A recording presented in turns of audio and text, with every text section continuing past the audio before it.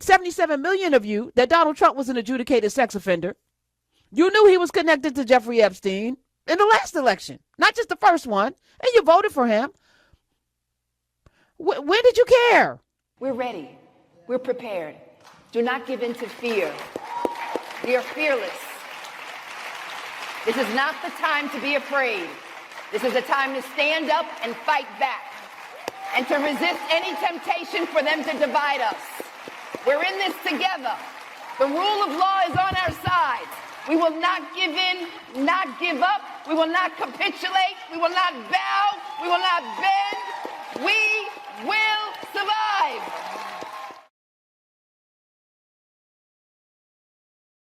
Because there's a lot of Epstein talk today, and some people, I saw some pundits talk about the government shutdown was really, the stall was really about the Epstein files not coming to light. And I really feel like the Epstein files might be a red herring, might be a smokescreen as well, because when did y'all care about pedophiles?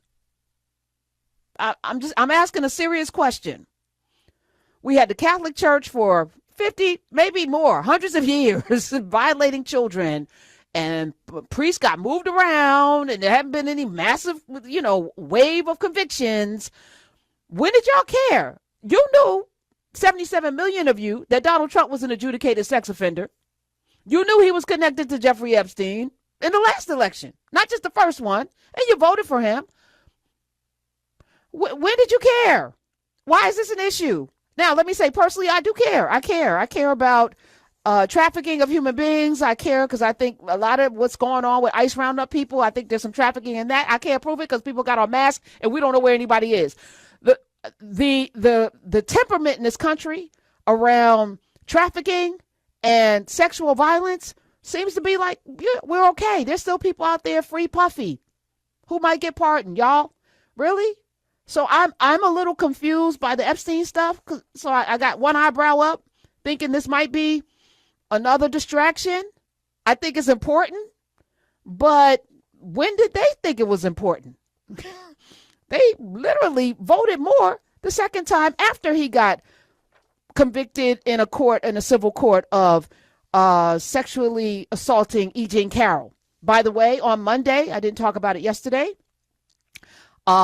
This president asked the Supreme Court of the United States to overturn the E. Jean Carroll sexual abuse defamation lawsuit, which he lost. He tried to appeal. He lost the appeal. It has gone through, I think, 3 courts now, lower courts, and said, no, pay this lady. Pay her. You've been found guilty or responsible. Pay her money, her $5 million. You were found liable. You have been adjudicated. Okay, a jury awarded the judgment against you. Now you're going to send it to the court that you handpicked. So they may very well overturn it because they're corrupt and bought and paid for, especially Clarence Thomas, especially Samuel Alito. The other 3, I'm talking about Gorsuch, who should have been Obama's pick, but for Glitch McConnell's horrible, hateful ass that would not allow for the sitting president to sit a Supreme Court justice, which was his right. And we didn't fight hard enough for that after Ruth Bader Ginsburg made transition. Oh, no, it was Scalia. Nope, we did not. And then she made transition and we got Gorsuch. We got Gorsuch first, and then we got Brett Kavanaugh, and then we got Amy Coney Barrett, who has never heard a single case as a judge, sitting on the damn Supreme Court next to somebody like a Ketanji Brown Jackson. It's unfathomable. You want to talk about DEI? Please miss me with that and IQs. But here we are. So there's a lot of Epstein stuff. So I'm going to go through it because it's out there. And I do hope people care. But if your care doesn't lead to something different in this country, in this world, what difference does it make? So our concern has to show up in how we behave and how we move in the world. And we need to see some real action. But so let me get to the story. All right. So there's a clip about Epstein. Hold on one second, Smiz. ABC News. Okay, let's do that one first. Breaking news, the House Oversight Committee has just released new emails from convicted sex offender Jeffrey Epstein. Some are focused on President Trump. Jay O'Brien has the details. Good morning, Jay. Yeah, George, good morning. These are records that the department, or rather the House Oversight Committee, subpoenaed from the Epstein estate. Reams, thousands of pages worth, released this morning by Democrats on that panel, several mentioning President Trump by name. This morning, the bombshell release of what House Democrats say are emails to and from deceased convicted sex offender Jeffrey Epstein, several referring to President Donald Trump by name. In an April 2011 email released by Democrats on the House Oversight Committee, lawmakers say Epstein wrote to his now convicted accomplice, Ghislaine Maxwell, 3 years after pleading guilty to sex crimes involving a minor, telling her, "I want you to realize that that dog that hasn't barked is Trump. Unnamed victims spent hours at my house with him. He has never once been mentioned." According to the released emails, Maxwell responds, "I have been thinking about that." But this summer, in a recorded interview with the Department of Justice, Maxwell told Deputy Attorney General Todd Blanche, the president's former lawyer, she never witnessed Trump act inappropriately. I never witnessed the president in any inappropriate setting in any way. The president was never inappropriate with anybody.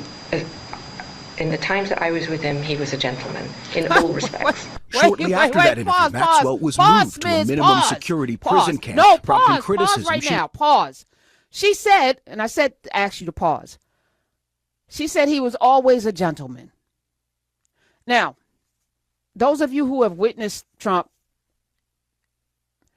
has he ever behaved like a gentleman? Like in any, this is how you know the lady's lying.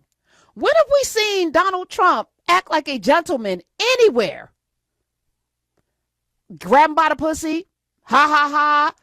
All of the ways in which he just asked the guy who came to his space, who I think also was seen holding up two heads. Anyway, so I'm spraying cologne on these people.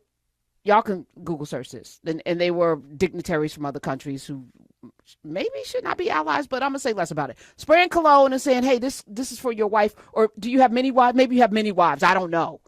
When have you ever seen this man behave as a gentleman?